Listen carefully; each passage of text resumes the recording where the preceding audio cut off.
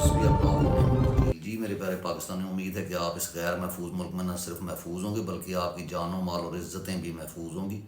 جی تو عید تقریباً جو ہے وہ کیا کہتے ہیں پاکستان میں گزر چکی ہوگی، یہاں یو اے ای میں بھی شام کا وقت ہونے کو ہے، عید گزر گئی ہے۔ تو پاکستان میں جتنے بھی لوگ یا جو بیرون ملک بیٹھے ہیں وہ لوگ، ان کی عید جو ہے بہت ہی پھیکی قسم کی یہ عید گزری ہے۔ اس کی وجوہات جہاں پہ ایک طرف تو فلسطین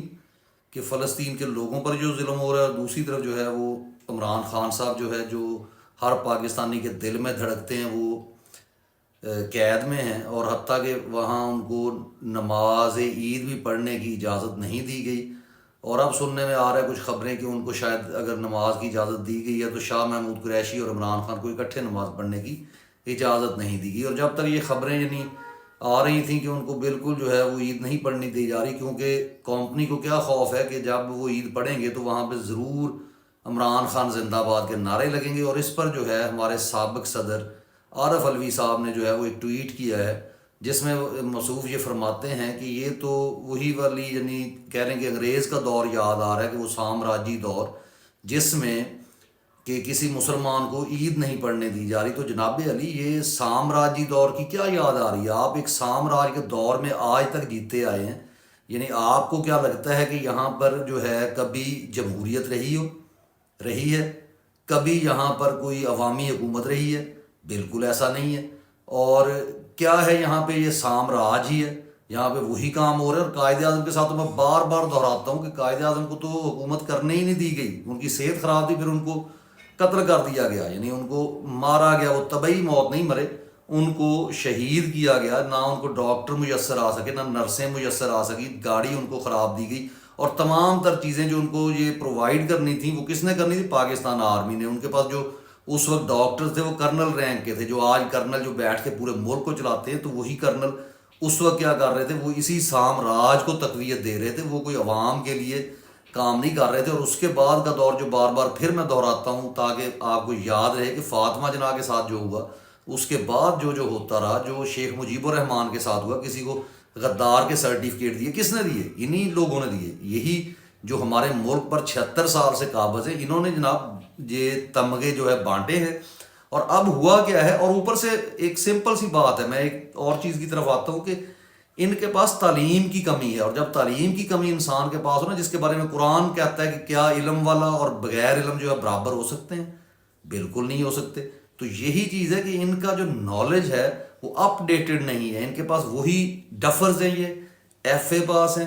اور یہ نہیں سمجھ سکتے کہ دنیا میں تبدیلی آتی ہے۔ اسی لیے ان کا بڑا جو ہے وہ کھڑے ہو کر کہتا ہے کہ جناب ہمیں معلوم ہے یہ آزادی کس سے لینا چاہتے ہیں، یہ فوج سے آزادی لینا چاہتے ہیں۔ جناب بالکل آپ ٹھیک کہہ رہے ہیں، آپ فوج سے لینا چاہ رہے ہیں، آپ سے لینا چاہ رہے ہیں۔ اور جہاں پہ دوسرا انہوں نے بیان دیا کہ یہ جو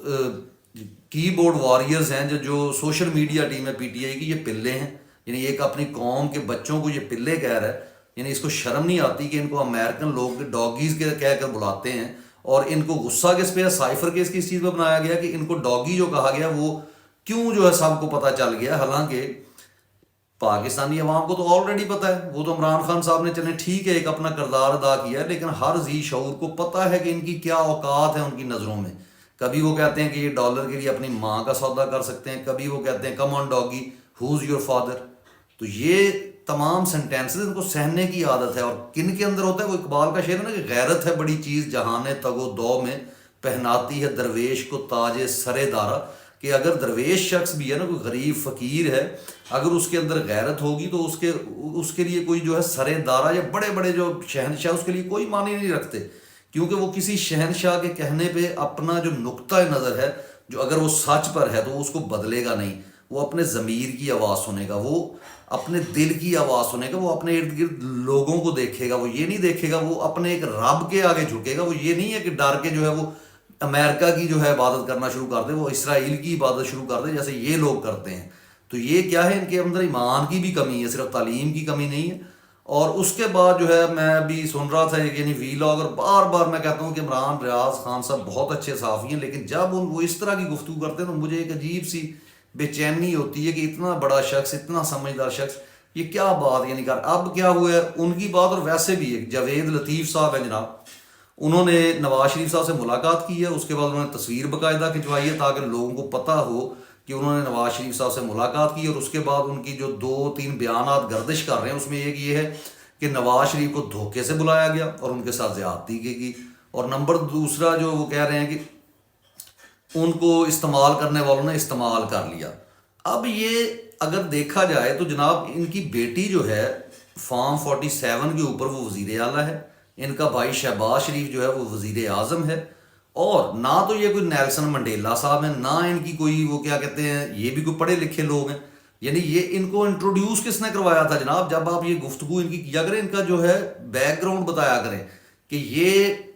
اب جو بیانیاں بنانے کی جوید لطیف صاحب یا رانا ثناء اللہ صاحب کوشش کریں، یہ جناب فوج کے اشاروں کے بغیر یہ نہیں چلتے۔ یعنی یہاں پہ وہ عمران ریاض خان بہت زور دے رہے ہیں یہ بتانے کے لیے کہ آپ اس بات کو مانیں کہ نواز شریف کے ساتھ اگر یہ ہوا ہے تو ان کے کرتوتوں کی وجہ سے، وہ جناب ان کے کرتوت نہیں ہیں۔ آج تک جو ہوتا ہے جس طریقے سے ہوتا ہے، اگر آپ سمپلی یہ کیوں نہیں اس چیز پہ آتے کہ اگر فاطمہ جناح کی حکومت نہیں بننے دی گئی، لیاقت علی خان کو وزیر اعظم نہیں بننے دیا گیا، شہید کر دیا گیا، قائد اعظم کو نہیں بننے دیا گیا، بن گئے یعنی ان کو کہہ دیں کہ ان کو